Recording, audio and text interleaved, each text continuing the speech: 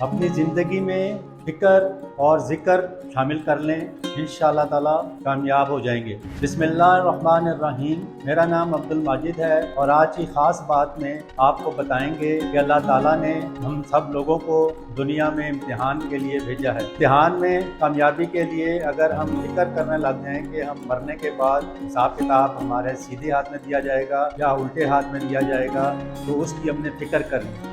अगर इस फ़िक्र को अपनी ज़िंदगी में शामिल कर लें तो इंशाअल्लाह ताला आप कामयाबी की तरफ गामज़न हो जाएंगे।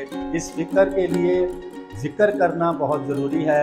अगर आप अल्लाह ताला का ज़िक्र करना शुरू कर दें, कोई भी चीज़ पढ़नी शुरू कर दें ताकि सारा दिन वो पढ़ते रहें, तो इंशाअल्लाह ताला आपका ज़िक्र शुरू हो जाएगा और आप अल्लाह ताला के करीब हो जाएंगे और आप तरक्की की तरफ गामज़न हो जाएंगे।